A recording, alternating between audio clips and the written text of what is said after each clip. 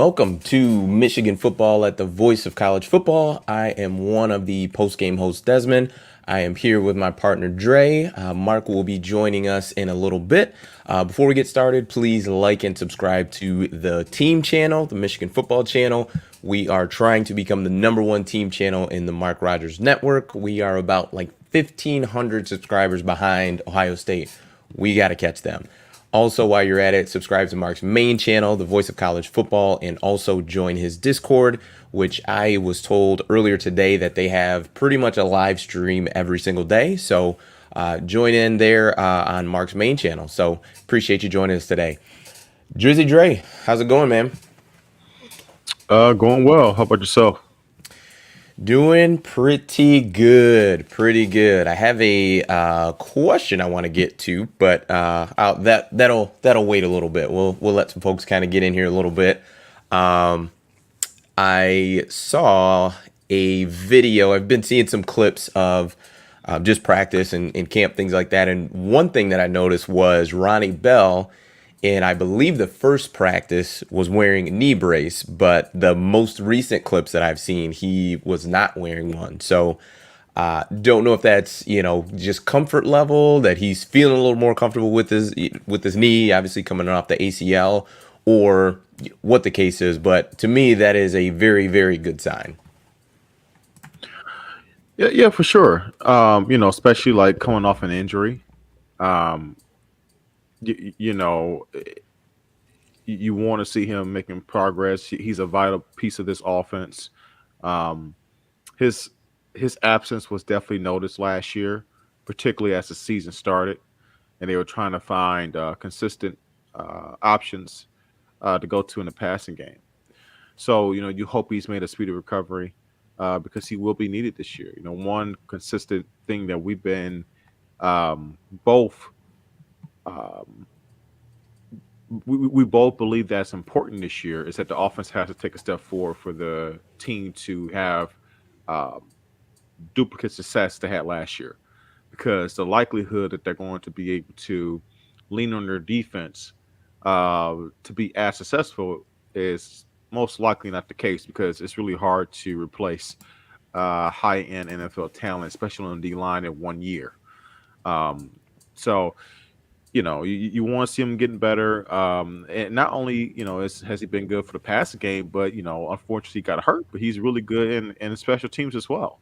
Not sure if they're going to, kind of nip that in the bud because we got hurt last year, but he's still an option. So, um, and also he's a leader. I think he's probably the leader of that wide receiver room. I think he's been on campus for 5, 6 years now. So you're pulling for him, and he's going to be very important for this team's success. Yeah, and Ronnie Bell's been making plays since literally he was a true freshman. I mean, I remember Absolutely. all of the stories and the talk when he would make plays as a freshman that he was a baseball guy, if I'm not mistaken. And is it baseball or was it basketball? I think he was basketball. Basketball, Yeah, basketball. but that they would talk about that a lot. That they originally thought that would be his sport in college, and then he made the decision that he wanted to play football. So Right. he definitely important, and to your point of special teams, I think it may be one of those as needed type situations where in a big game you need a big punt return. Maybe you put him in there. Even then, honestly, I would be a little cautious, but yeah, he's an impact player, and they definitely missed him last year. Yeah. Anything else you wanted to add for Ronnie Bell? No, I thought it was an interesting tidbit. Well, last night Hard Knocks, the new season of Hard Knocks aired, and Aiden Hutchinson, number two overall pick, former Michigan Wolverine. We all love Aiden. He said something I found very interesting. I remember he was sitting with his family, and I think his sister or mother asked, "So, what's the difference between practicing on the NFL compared to the college level?" And correct me if I'm wrong, Des, but I believe he said that in a college you're pretty much in your pads all the time, but in the NFL, it's kind of like Some days you're in pass, some days you're not. It kind of stagger you a little bit. I just find it interesting, and I began thinking like, I wonder, is that a Michigan thing? Is that a college football thing? But it was an interesting insight because you don't normally get a player, for one, a Michigan player on Hard Knocks, just because of situations you have to be, on a team that gets picked from Hard Knocks. But I think he's probably the first Michigan player that's been featured on there, at least the one that sticks out to me in recent memory. And that was interesting to hear him say that. Yeah, I'm trying to think if DPJ was On on the Hard Browns Knocks one, that year the Browns were there. He may not have been there yet, yeah, but nonetheless, I mean, he wasn't featured the way that Aiden was, obviously. yeah, Aiden had a huge feature. Yes, you I mean, know, he was a very big like part like of. five at least. I mean, for one, he sang Billie Jean. That was his rookie showcase. But then, like they did a whole what was it, 7 8 piece, talking about his growing up, his father Chris, being a very good Michigan football player, and Aiden, it was funny seeing him as a kid, kind of growing up, and him attending Michigan games, and it's really and also another interesting tidbit. I think he mentioned that he had 13 offers coming out of high school, and he kept saying, "Yeah, but everyone." He basically, I would have had more, but everyone knew I was going to Michigan, because my dad, and that was also an interesting thing as well. Now I know it's uh, a little bit special because, well, maybe not, because you know what? I mean, couldn't you say the same thing about CJ Carr? His grandfather was a legendary head coach. So I thought that was interesting. Like, yeah, your dad. I'm sure. Yeah, I'm sure it made a big deal because your dad was a former player there. But hey, man, apparently, like, blood doesn't matter. And every situation is different. But it was really great to see him on there. He seems to be having a smooth transition thus far to the NFL, which we all would love to see. And definitely like had like some connections back to U of M.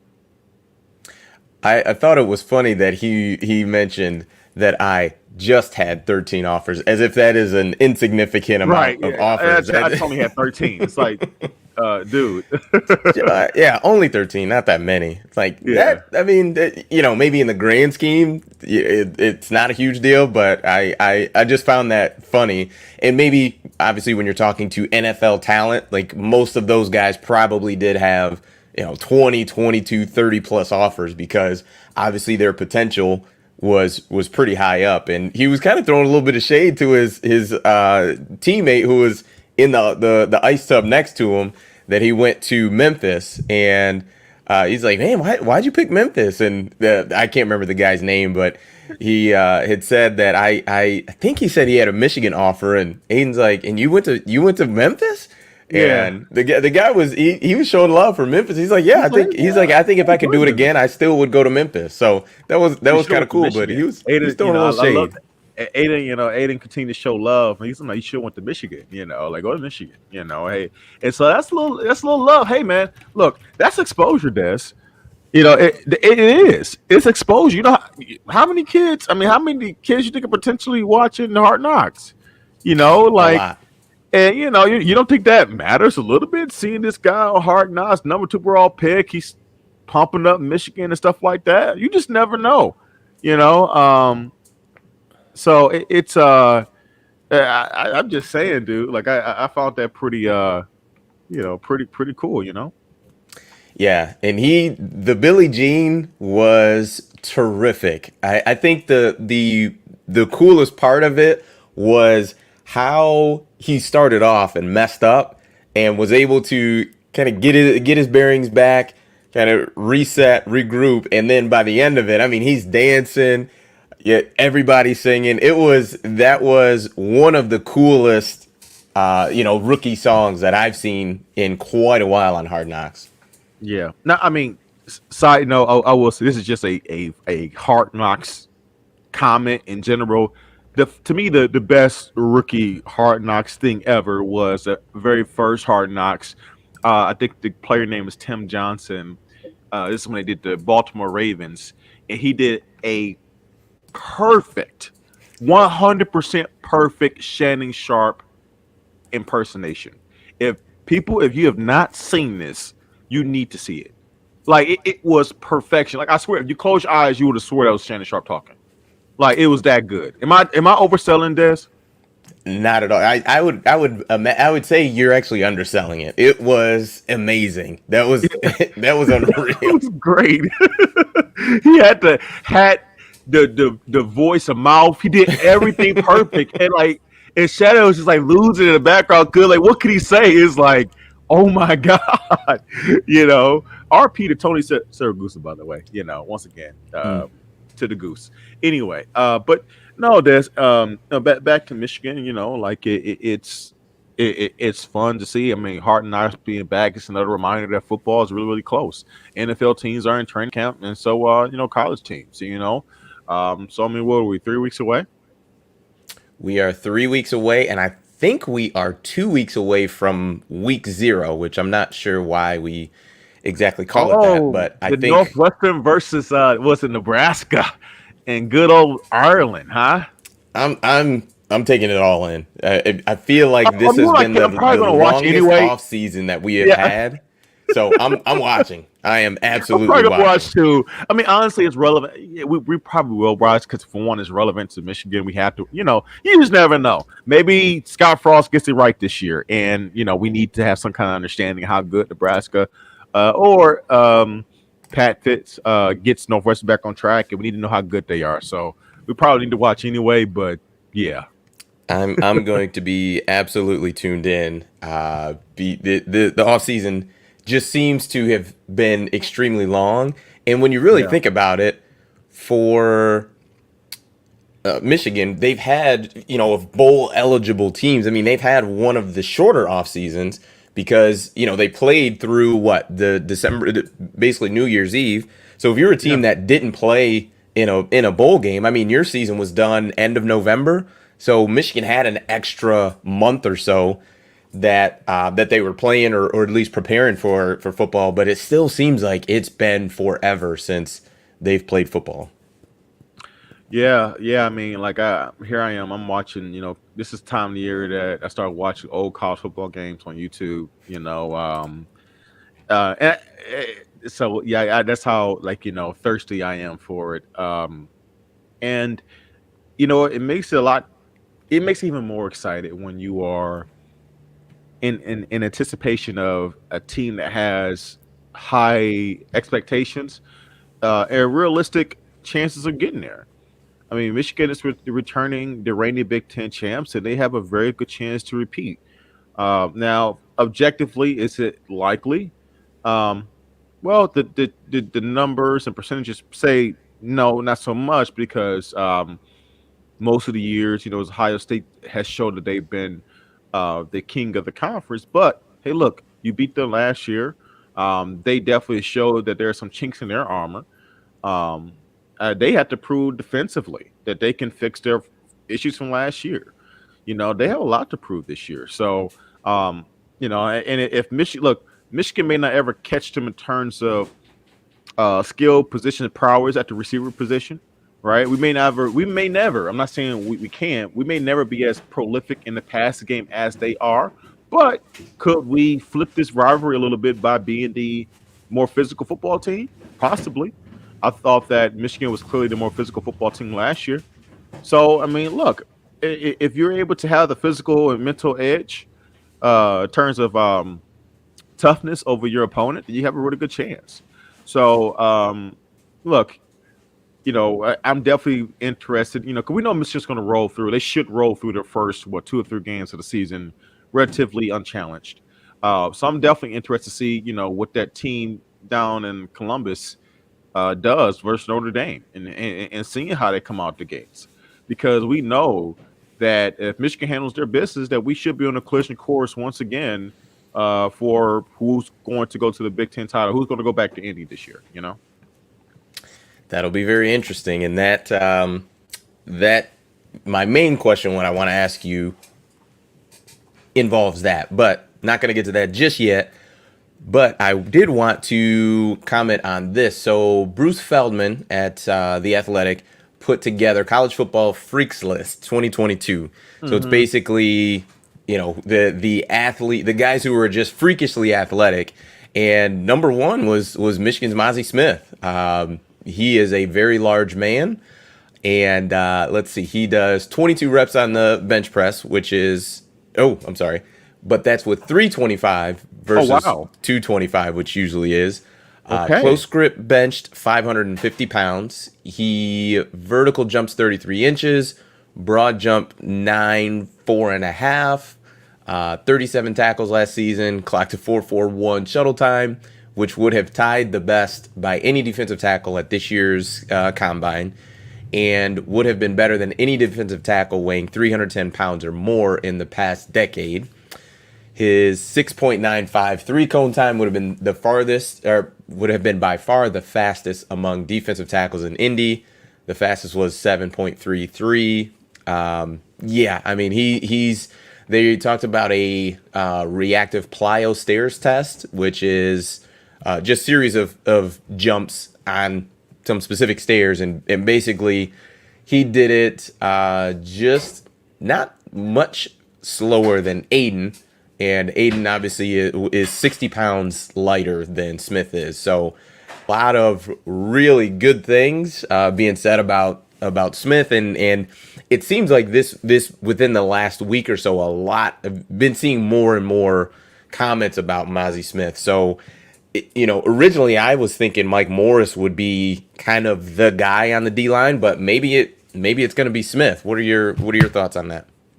Well, I mean that is extremely impressive. If he did, a couple of thoughts on this. If he did this, if he has to restate that, if he does a repeat performance of this in the NFL Combine, if he chooses to go this year, which I assume he probably will, with these kind of numbers, that's the type of performance that literally probably does shoot you up a couple rounds at least. Like if you're a mid-round pick, you have a performance like that, especially as a lineman, as a big man. I mean that puts you potentially in the first round. Like teams love that type of stuff, understandably so. Because you're looking for what an NFL team will say is, because let's say up to this point, Mazi Smith has not had the consistent performance that matches that tested freakish ability yet. Right, he could do it this year, but yet, right, the results on the field haven't matched that freakish ability, raw ability. However, let's say it doesn't, right? An NFL team will look at him and they say, "Wow, all we need to do is coach it. We can coach this kid up. He can be a monster for us." So personally, for him, that's great. It's incredible. I hope he stays healthy. I hope he finds a way to improve on that already incredible freakish ability, because that's going to make him a lot of money potentially. In terms of on the field, I hope that this coaching staff is able to help him harness that freakish ability to help it translate to on the field. Because there's, I actually like that Bruce Feldman list. I actually look at those pretty much every season. And if you ever noticed, it's rare that the guys in that list are the best players in college football. Like you have like these workout demons, if you will. They're incredibly fast, can bench press a house, squat a school, but they have problems with taking that ability to have it translate on the field. Right. So, and I don't know why that is. I mean, it goes to show you that athletic ability isn't everything, and physical strength isn't everything. You have to have IQ. You have to have technique. It's a lot goes into being a really good football player. But hey, at the very least, it tells me that this kid has some untapped potential that this Michigan coaching staff has the opportunity to try to tap into. Yeah, and I think some of it is just polish, right? So like just your technique and the things that directly translate to your position. So it's one thing to be able to jump really high and be extremely strong, but to have the technique of what you need to do as a defensive tackle, things of that nature are important. But not to say Mazi Smith can't do those things. I think he's going to play really well this year for Michigan. But I just thought that was interesting. And number 2 on the list is actually Marvin Harrison Jr., the receiver from Ohio State. So I'm not going to read all his stuff, but that just thought that was interesting that he was listed there. Look, I thought that was interesting. Hey man, he has incredible genes. He does. His father was a beast and a burner, so not shocked by that, you know. So I mean, but yeah, I mean, it's great to see. You know, like I think Penn State. Certain schools tend to always have kids on that list. I think Penn State tends to have kids on that list most years. They do a really good job of, you know, of getting their kids strong and stuff like that. So I think it's potentially reflects well on, you know, the Michigan training staff and, you know, helping these kids build their body. But just in terms of broad numbers, that's incredible. You know, like I mean, look, I'm not a 20 whatever, you know, the Michigan defensive lineman, but just the thought of benching 325 22 times sounds absolutely insane. Because, you know, look, don't get me wrong, I'm not some bodybuilder. You know, both me and you work out, so we're like, you know, no, it's not like we're totally clueless when it comes to the gym. You play college football, so you've been through a training program and stuff like that, but you're familiar with working out as well, you know. But it's like, so when you're bench pressing like 225, for example, right? It's not so much the heaviness of the weight. You know, if you live long enough, for the most part, you should be able to hit 225 a couple times, right? If you bench press long enough, it's heavy weight, but it's not like crushing heavy, right? For a typical, I think, average size person. However, if you're talking about 325, I mean, that's most people's max. I'm talking about if you're like an average person who lifts a lot, you're fortunate if you get the 325 in your max. And to do that 22 times, because when you're repping a lot, it's not the heaviness of the weight, but it's the fatigue. So not only are you able to lift that weight, but your muscles have the endurance to lift it that many times. That's insane. It's insane. Yeah. I'm not even sure what to say about that. That's wild. I wonder in the NFL Combine, looking down the road a bit, obviously, if they would still have him do the 225 test, or if he would add weight to it. Dude, I have no idea. I think they usually have them do 225. If I was his agent, like if he hired an agent before the draft process, I would be like, when you go do your combine test, ask if you can do 325 as opposed to 225. Like that'll be that'll be like my ultimate mic drop. Like, okay, kid, show up here. And I'm like, okay, well, can I do 325 instead? And can you imagine? Look, on the bar. Think about this. Think about the guy before Mazi Smith, and the guy before Mazi Smith. Let's say gets a respectable. I mean, dude, honestly, you see D lineman doing like 22, 25 reps. 225. That's like an average number at the combine. 225. That's not bad. That's pretty strong. Like if you do early mid 20s or 225. Yeah, some people get in the 30s, but it's not like a big shame. I think that's pretty standard for a linebacker or D lineman. You know, somewhere. But so can you imagine, like, let's say the lineman before Mazi Smith goes up and does 29 reps of 225. And Mazi steps up and does like 25 or 325. Can you imagine the mic drop moment? Like, dude, like that would be incredible. So, you know, I hope that young man stays healthy, man, because he's gonna what we call the underwear Olympics in March or February. He's gonna do well. Yep, absolutely. So a couple people have mentioned DJ Turner, and he is number 31 on the list. So I'll read this off quickly. Former 3-star recruit who's made big strides in Ann Arbor. He's grown from 177 pounds to 187 pounds, so put on 10 pounds.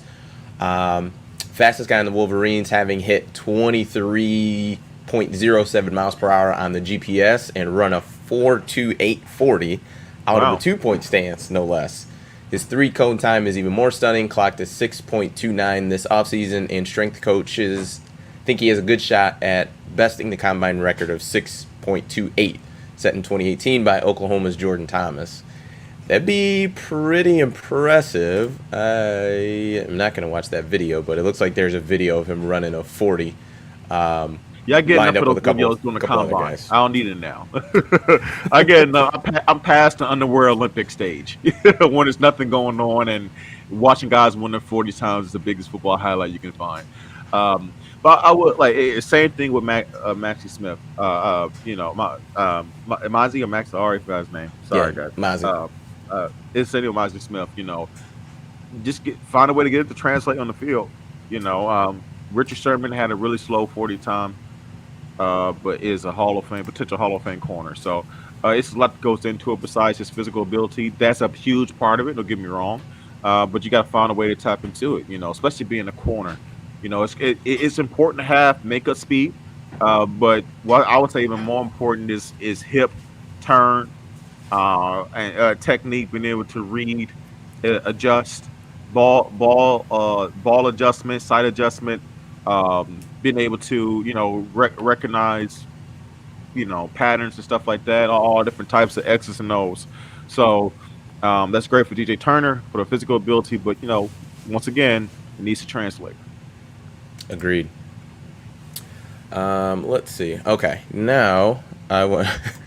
Dave says he no longer cares about who the quarterback is, just wants to win. That's I think that's everybody would like. Yeah, absolutely. And I agree with that, Dave. I think at the end of the day, especially in the short term, we all just want to win as much as possible, and it potentially, repeat what we did last year. I think that, the JJ McCarthy thing will always, until it happens, right? It'll always be like the grass is greener type of situation, the potential new hot option. And you never really we haven't had it yet, right? We haven't had the full JJ McCarthy experience, so that's always going to be out there until the day he takes the reins, and then we see if he sinks or swims. And it's been like that. I think it's probably like that at every other school. At Michigan in particular, I mean, pretty much every quarterback that's had some kind of hype around it, we've always wanted to see. We have that hype, and then we can't wait to see them. And then based on how they do, that hype either dissipates or stays. More times than not, more times than not, it's dissipated because the guy hasn't lived up to the hype. We wanted to see Brandon Peters, right? Didn't turn out. We wanted to see Dylan McCaffrey. It didn't come together. We wanted to see Joe Milton. And I'm not saying JJ McCarthy is those guys, but I'm just saying that's what can happen, right? Sometimes guys never quite live up to the hype, so it's always a possibility. But that thought process and that fantasy of them taking over and having their moments always going to be there until we finally find out what they are, and it will be a fork in the road that this staff will just have to eventually just do. I will say, and I think you retweeted the video. He's throwing some dimes in practice. He looks apart, man. He looks apart. The kid has everything that you want. Like I said, externally, highlight wise, he looks like he should be a star, not just a good quarterback, a star. But time will tell. Yeah, decision making definitely a big part of playing the QB spot, but talent is definitely a big part of it as well. So wanted to give our viewers a bit of backdrop. So anytime that I have a question in my head that I want to ask Dre and Mark, I usually text it to Dre like the day of or the day before. So I usually give him some leeway on it to kind of think about it, let him stew on it. With this question, I specifically did not text it to him because I want the raw reaction. Yes, that's what I want. So let me lay it out for you. Okay, Michigan football, they basically from the beginning of the season until the clock hits zero of the Big Ten championship, everything is exactly the same. You lose to Michigan State, beat everybody else, beat Ohio State, beat Wisconsin or Iowa, whoever in the Big Ten championship, your conference champions again, headed to the playoff. At that point, could a claim be made that Jim Harbaugh is at that point the best coach in the conference?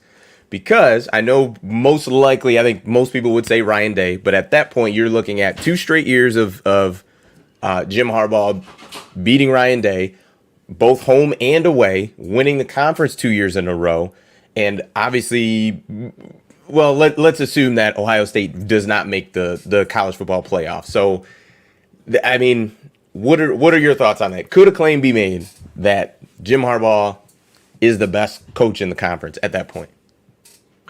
A claim, sure. I think to be totally fair, I think it will say he's on par for Ryan Day. Because you have to keep in context of the last few years in the build up to this particular point.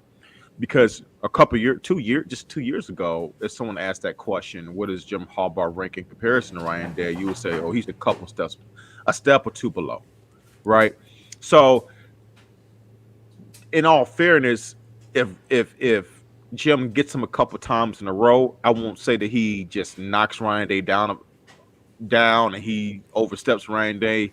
But I would say that if Ryan Day was looked at as number one in this conference, it'll be 1A, 1B, Jimmy and Ryan Day. And if Jimmy gets him a third straight time, now you're potentially talking about Jimmy, taking that number one spot. But I think just if not being a prisoner of the moment, to be totally fair, I would say that he would definitely be 1A, 1B with Ryan Day, tied for the best in the conference. And furthermore, because I believe the Big Ten is the second best conference in college football behind the SEC, I think you would say that Jimmy is firmly back in the top 10 coaching in the league for sure. Yeah, it would be interesting, and some people have put in the comments, depends on what happens, in the playoff, things like that. I didn't want to go too far as far as, with the scenario, but to me, college football is a what have you done for me lately type of business, and I think it would be different if Ryan Day had a national championship on his resume. If he had that. He's been to two, right? He's definitely been to one, right? He's been to one. He's been to one. Yep. And they lost to they got destroyed by Alabama. My God, but well, I mean, that was joy for me to watch. I mean, honestly, I don't like you. I don't like Alabama that much either. You my mans, I love you, but I don't like you guys. But not nearly as much Ohio State. But you get my point. I love seeing Ohio State get drugged up and down the field. My favorite part of that whole game, side note, was seeing Devontae Smith on the sideline, and he said, you can read his lips, he was saying, it's too easy. Do you remember that? Do you recall that? He was like, it's too easy. Like, it's like, bro, it's too easy. Give me the ball. Like they had no answer. Like, I'm like, yeah, Devontae, that's how my corners felt against Ohio State in 2018. But see, I can't. This is why people say I'm negative.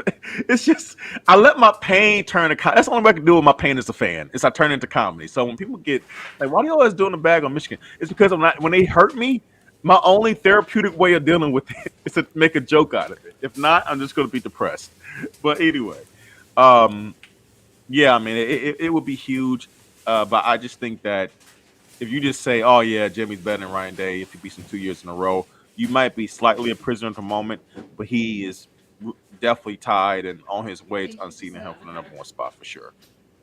But you have to keep in mind, too, what people would say is, Harbaugh finally got his quarterback or the quarterback right, and now he's caught up today and is now surpassing him. Like that we can agree that would definitely be in sports talk, like for sure. That would be there. The trajectory is, see, I guess. Even though I truly appreciate and I give Harbaugh a lot of credit for last year, it doesn't wipe away the totality of what he's done at Michigan. And overall, he's been good. But it's like it's still like in that scenario that you painted, he would be 0-3 versus Mel Tucker in the scenario you painted. How is that possible? Right, like it will still be like these black marks where it's like, hold on a second now. Like the guy's resume is at that point would be pretty good, but it still has like these black marks, and I'm just like, hold on now, like I don't know. I just think that you just gotta be careful just because the guy has a couple of really good years in a row that it just washes away everything he did in the past. I mean, like I think I'm not a Clemson football fan, but I would love to find out how long did exactly Malachi just talked about Dabo. It took the words right out of my mouth. I would love to find out, how long did it take for Dabo to win over Clemson fans? How many years in a row did he need to dominate the ACC before like the beginning some of the pitfalls along the path to get to where they were start to become a distant memory and not so relevant anymore. So for me personally, I try to look at the big picture, and I just feel like if I get caught up in 2 straight years of really good success, then I'm omitting the totality of his tenure at Michigan. And But wouldn't you say, number one, his highs would have been higher than his lows were? And also, two, you're talking about two conference losses in 2 years. And wouldn't you rather? So if you had the choice, and obviously you don't, but pick one, either you lose to Michigan State and win the Big Ten and go to the playoff, or you beat Michigan State and don't go to the playoff. Say you whatever lose to Ohio State and you don't go to the you don't win the conference, don't go to the playoff. There's the probability of going unscathed the entire season and winning the conference championship. In the Big Ten, it's just very low. The probability of that is very low. Yeah, but you know what? Let's flip this then. And we're being objective. We're trying to be objective here. It's easy for me as a Michigan fan. I could go the whole route with, yeah. I mean, I want to see Ryan Day as soon as possible. As soon as we beat him a couple times in a row, bye. We're better than you. Move on. But I'm trying to be as objective as possible. And if you flip it, I mean, does Ryan Day really have a ton of bad lows at Ohio State? I mean, it's been pretty much, he's for the most part sustained the success that Urban Meyer started, besides winning a national title.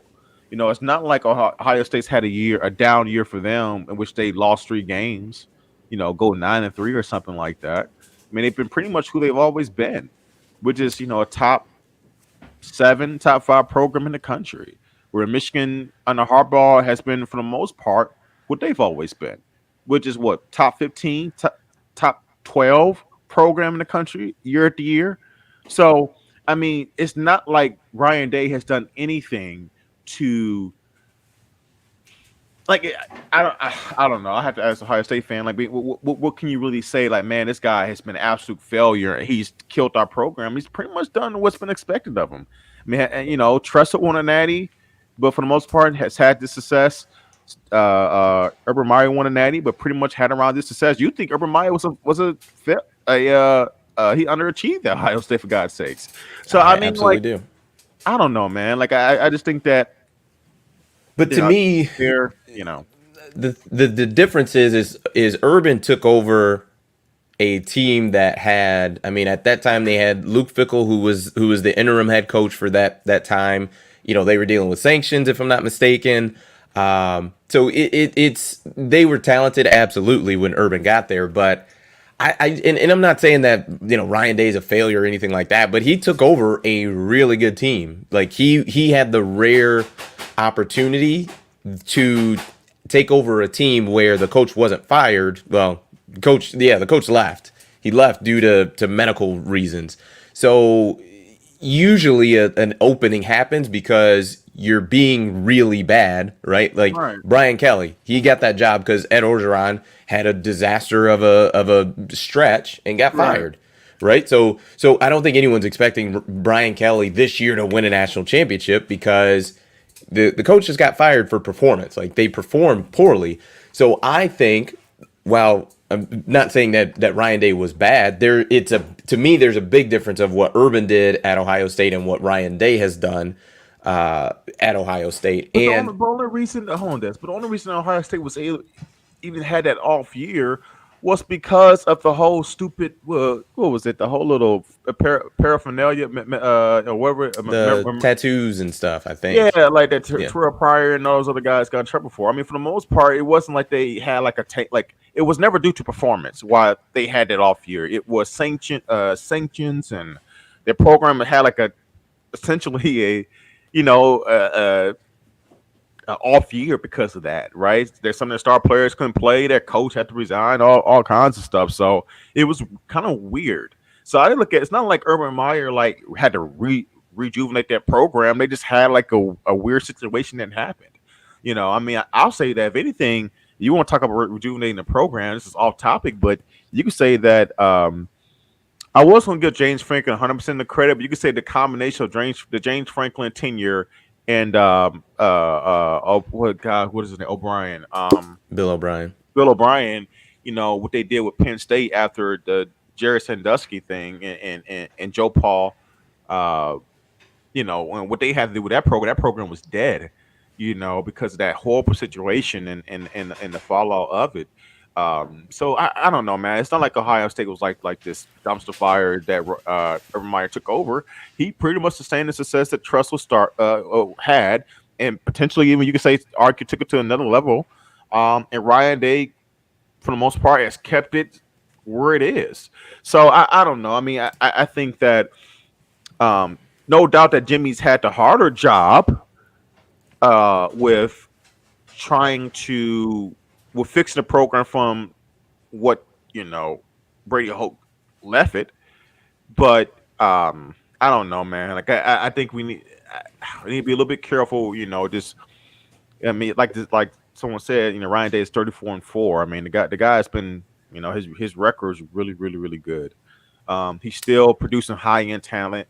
And quite frankly, Jimmy is trying to catch where Ryan Day's program is. And it's just hard for me. Let's say it like this. Let's say this is Jimmy's third year at Michigan, right? And we are where we are. Let's say Ryan Day, won the first two. Jimmy got him finally this third year, and Michigan was on a ascension up, right? They started low, then they started ascending up. I would look at it a little bit differently compared to Michigan's kind of been like, kind of like a roller coaster with the same guy. It finally had one really, really good year. And then now the scenario is they have another good year, but it's like, are we going back down again? I need to see more of a longer trend before I can really assess where this program is and where it's going, I understand your outlook. I think there would be a claim to be made. That's all I will For sure. say. Look, I understand. I understand.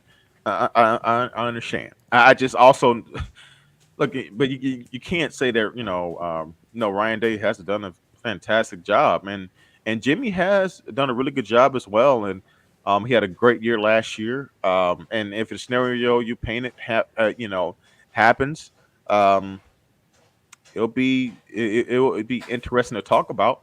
In particular, especially the way it happens too, right? I think what was so gratifying about the win last year was not only that we beat Ohio State, but it was how we beat them. We were we physically imposed our will on them, and we were the better team results wise, but also you could tell mentally we were the better team. Like I feel like we demoralized them. I truly do feel like that, right? And so that's why it was so gratifying because there was no doubt who the better team was. No doubt. They could say, "Oh, well, it snowed and rained, all that crap." No, we beat you physically and mentally on the field, right? So let's say Michigan has a similar type of performance, right? And they go to C-Bus, right? And they're able to win and physically and mentally dominate Ohio State the way they did last year. It may not show in the scoreboard. It may be a lesser margin of victory. But I'm talking about if you really watched the game, you felt that Michigan was the most mentally tough football and more physical football team. You're like, wow, I can see the tide turning. That Jimmy's is imposing his will and his how can I put this? He started to impose his will on his rivalry, where you can feel a flip in the momentum and the energy of it. Does that make sense? Like if you're really looking beyond the scope of just defining a result, right? So that will also matter to me as well. Like how do we beat Ohio State and how does it look? You know, because you can feel the change in momentum in the rivalry. You know. Yeah, and I think the difficult part is and let's kind of stick with the same scenario for Ryan Day, is that it's the last game of the regular season, so you don't really get a chance to get over that loss until whatever your post game your postseason game is. So having a month or a month and a half before you play again, that gives fans kind of that opportunity to stew on the loss, and it's the biggest rivalry in the country. Also, that definitely changes things and makes it sting just a lot more, not a little bit more, a lot more. Hey, you know what's So interesting, Des? I've seen some comments here, and maybe one day I need to, gosh, pop over to the Hornets nest and watch a Ohio State channel. If Ryan Day loses to if they have 2 losses this year, they lose to Notre Dame and Michigan, will he really be on the hot seat? Wow.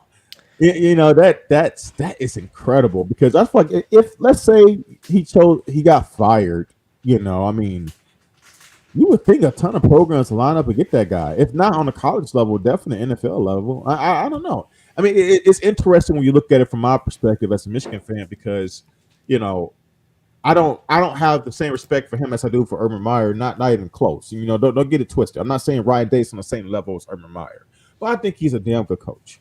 I think he's a lot more offensive. He probably would dominate in the Big 12. He probably fits better in a Big 12 or Pac-12 type of scene based on the type of way he wants to run his offense, and maybe that's ultimately what leads to his demise at Ohio State, because he doesn't run a type of team that they want there. But it's interesting optically, thinking about, man, let's say that scenario plays out, they go 10-2, and he finishes 46-6 at Ohio State. I'm like, that's insane. And he gets fired. That shows you his levels of expectation. yeah, I mean, I fans may want him fired because fans are fanatics, but I don't think there's any way that Ohio State fires him if they have a 2-loss season.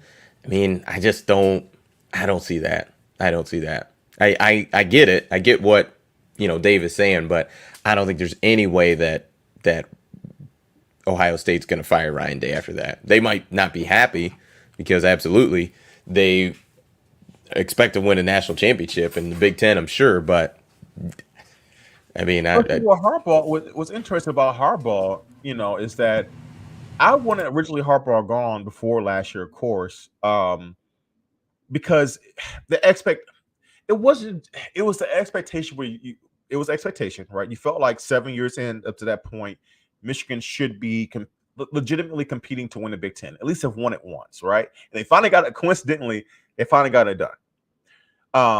But in the midst of that, it was like this roller coaster of just ups and downs. You're barely splitting with Michigan State. You're getting your butt handed to you by Ohio State, your biggest rival, and it was like there's not much substance. That was like the biggest thing for Harbaugh, right? And I was like, man, why should we hold on to this guy when there has to be any substance to these years? Yeah, we have like these empty 9, maybe 10 wins, but they felt empty. And so I'm like, man, you got to find a way to kind of have something in a trophy case. But it's just interesting, some people are like, this is just supposed to be a Michigan channel. Yes, guys, but we're talking about, in comparison, the other side. It's just, wow, that is interesting. So I posed a question on the channel about what is Michigan's ceiling this year. What were your thoughts on it, or what do you think Michigan's ceiling is this year?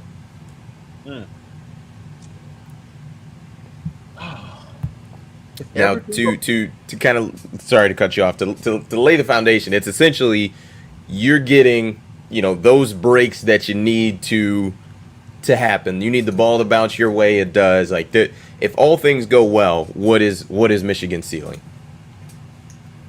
in your opinion? I would say a repeat of last year.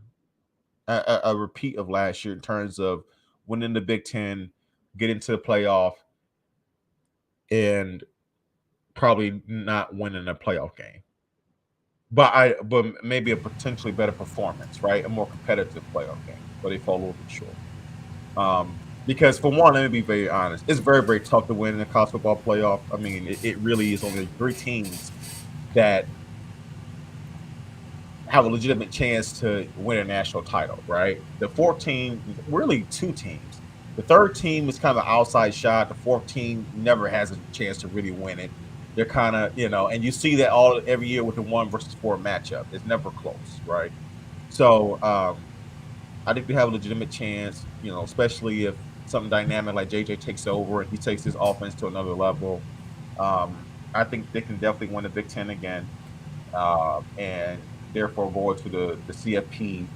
And I think that's their ceiling. I don't see a scenario. I don't think their program is at a point yet where I can pick them to win a playoff game. Quite. I think they're close. But I need to see. You need to have the depth, man. And like it's if the Georgia game taught us Michigan fans anything, was that there are levels to this. There are legitimately levels to it, right? You could be a really good team and win 11 games, get to the CFP, but the speed, the strength, the depth, the explosiveness that the Georgias and the Alabamas, those type of teams have, it's on another level. I mean, we see Notre Dame get to CFP a couple times, and they get their doors blown off, right? And those are some really good Notre Dame teams. I look at Michigan as comparable to those Notre Dame teams in the years past that's made it to the CFP, right? They're really good for our standards, but on that level, man, it's tough. So I think it'll be a fun season, a repeat season of last year, and I think that's like the ceiling. That is so interesting that you say that. Why? To me, if you're telling me, so one thing I think number one is Georgia last year. Keep in mind that was a historically good football team, so that wasn't just your normal number 2 team in the college football playoff. Like they were historically good. Right. I think the ceiling would be a national championship. I think if you're telling me, okay, we're talking the ceiling, Dre. I'm not asking you what do you think is going to happen. I'm asking you the ceiling, like the absolute ceiling. Like when you look back at it, like I mean that is legit. Every break went our way. Health, I just don't, because to me I think Alabama is going to be extremely talented. Especially at the quarterback and the DN positions. But to me, when I look at it, and obviously I'm assuming JJ would be the starting quarterback. I think number one, he's special. I think you have enough weapons on the outside and in the backfield to give any defense fits, to give any defense, issues. And you have to keep in mind too of things that happen within games, turnovers. I mean, I saw a tweet with a video that was just saying like we're 2 weeks away from football and showed Bryce Young overthrowing a one of his receivers in Georgia, pick 6 in it. Like anything can happen, So I just man, I think if we're talking the absolute ceiling, like the best possible outcome in everything, and I'm not saying you go undefeated because I still think that's a very difficult thing to do, especially in the Big Ten, but winning winning the conference and really once you get past the conference, you're just looking for matchups, right? So and think about this last year. Excuse me. If Michigan gets the 1 seed versus the 2 seed, if you do see Georgia, it would be in the national championship. So you may have had Cincinnati versus Alabama having them. And if you play Cincinnati, you're wiping the floor with them. Oh, yeah, we played. I definitely believe we beat Cincinnati last year if we played them. No, 100%. So matchups do matter. I like it. Look, I think I don't know if I brought it up on the show, but I told you I was upset with the way they seeded it last year. I thought Michigan deserved to be the had a legitimate right to be the number 1 seed. Understood why they decided to see things the way they did, but I thought Michigan had a legitimate, gripe to be there. And I believe my argument at the time was that they played the most consistent football down the stretch last year compared to every other team in the CFP. I saw a Captain Banana Peel say this could be a 2019 LSU type team. Man, and granted, you did put the disclaimer if JJ performs at his ceiling, but I will say this: that was one of the most that was one of the best seasons in college football history in terms of dominance by a team, especially offensively. So I understand what you're saying. Sure, if JJ McCarthy is Joe Burrow 2.0, absolutely they have a chance to win a national title. Yeah, don't get it twisted. I understand what you're saying there. So I mean, sure, if we're talking like that kind of ceiling, Joe, if we're talking about JJ McCarthy being Joe Burrow-esque 2.0, sure. I mean, why not? Yeah, you could win a national title. I guess for me, the reason why I can't quite go there, the only reason, guys, is I view winning a national title, especially in today's landscape of college football, it's almost like a special fraternity of teams that, like, they just have another gear that a lot of us on the outside don't have, right? Like it's Alabama took Georgia a while to get there, but they always kind of sniffed and flirted there. We've had some teams who've been there who's kind of fallen off, like Clemson, who's been in that rotation. Florida State was really, really good for a couple of years in a row where you thought they had a legitimate chance to win it all. But until you see your team break through, it's really, really hard for me to be like, man, that's realistic because you just feel so far away. It feels like there's good team and there's great team, and there's like it's a gap in between the really good teams and the great teams, right? And I feel like Michigan's best years we've been really, really good teams, but never great. And we're like it's like this gap. So I guess that's why in my mind I can't see it. I would jump for joy and be lost in just pure football ecstasy if we do have a season like that. And trust me, and one of my biggest thing that people say I was complaining about last year was the way the offense looked. If we look like offensively like LSU looked in 2019, oh man, we're gonna have a lot of fun on this post-game show. Right? We're gonna have a ton of fun. I think we're gonna be drinking a lot of Kool-Aid, But yeah, I mean that's quite the fantasy. But I guess it's possible. I mean, I'm not going to go to 2019 LSU. They're just to remind everybody, their starting quarterback threw 60 plus touchdowns. Yeah, it was probably the best statistical performance. Like Larry Dez, it was like probably the best, most dominant quarterback performance in college football history. I mean, it was insane. Joe Brady making the calls, the chemistry with Joe Burrow, and I mean, gosh, Jefferson was the year before, right? He wasn't on that team. No, Jefferson was absolutely on that team. Jefferson was on that team. I mean, you had and Jamar Chase. And Jamar Chase, you're talking about elite talent. We're a ton, elite talents on the outside. I'm just saying, like, I get what Captain Banana Peel is saying, but I'm just, that's a heck of a star to shoot for. I think Michigan's I think they do have the talent to have a high level offense. Absolutely. Now we're talking about a historic offense, but to me, it has to be JJ, but it also has to be the play calling. Like the play calling has to be there as well, because we talked about it with Cade, and it just. And someone had commented on one of the videos that kind of got cut up in just a segment, but just mentioned that it almost doesn't matter who the quarterback is if Harbaugh and the staff is going to handcuff them the way that he traditionally does. Now, I'm still willing to give him, the grace because he has shown from the 12 20 months ago until now that he does have the ability to change. Now, before that, he really hasn't. So I'm still gonna give him the opportunity, but I agree with that viewer that traditionally he has done that, even with Shea Patterson. I mean, the history is there for his time at Michigan. So no matter what, the play calling has to change. But I also think that JJ is going to be that rocket ship that can send Michigan to the level that you don't think that they can get to. Well, I mean, and that's a part of it too. Like it's for sometimes to get somewhere that you've never been, you have to do things that you haven't done, right?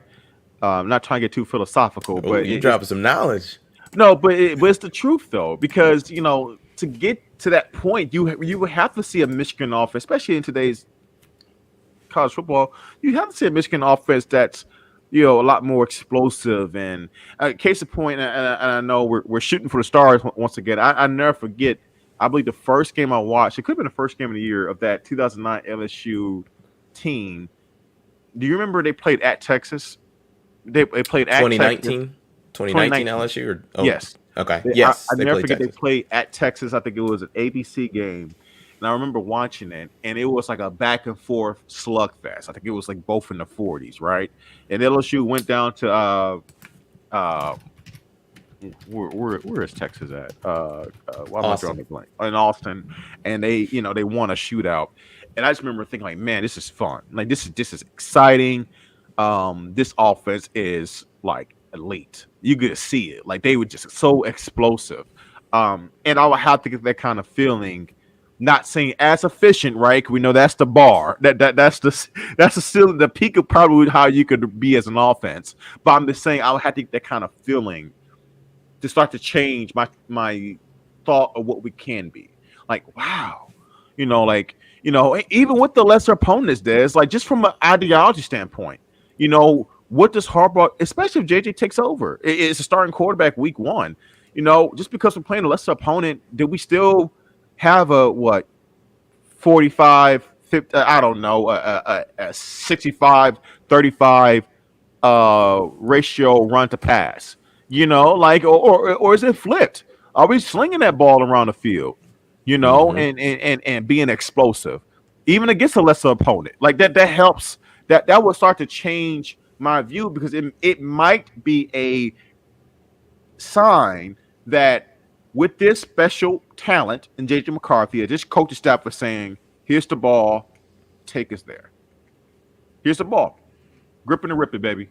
Let's see what you got. And that would be incredible, Yeah, because I mean, we were on this channel last year with 10 and 15 pass attempts from Cade, and that just...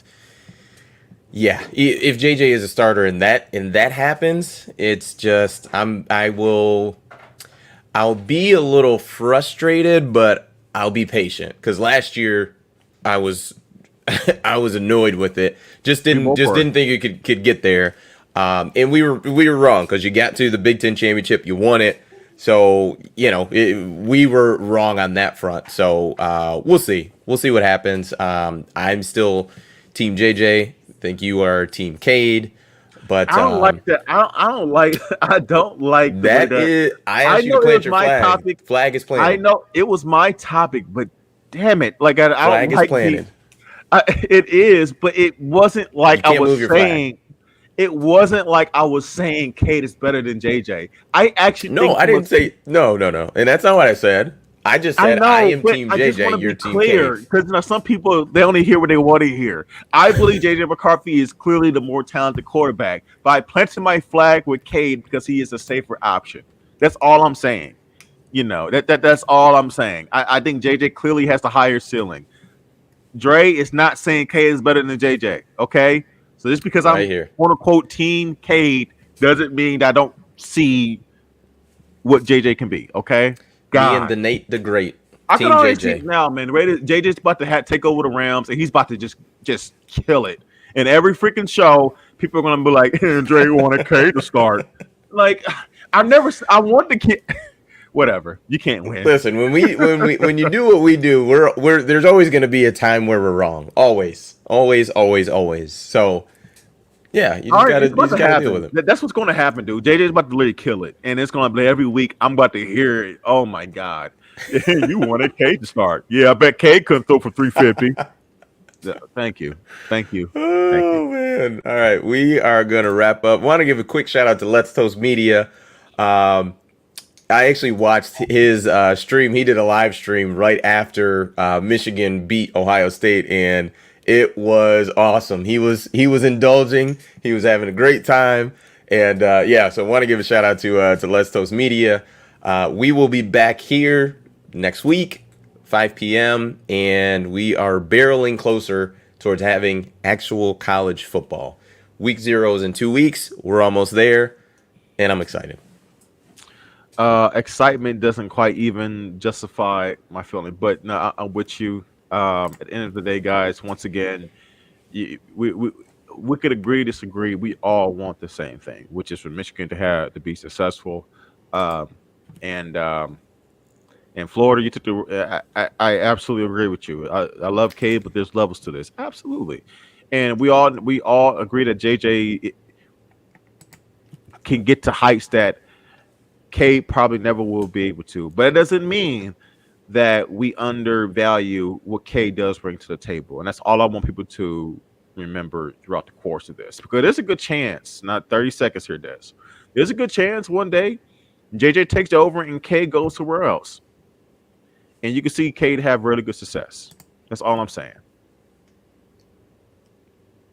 I do not disagree at all. I agree with that. Take care, guys. All right. See you. Peace.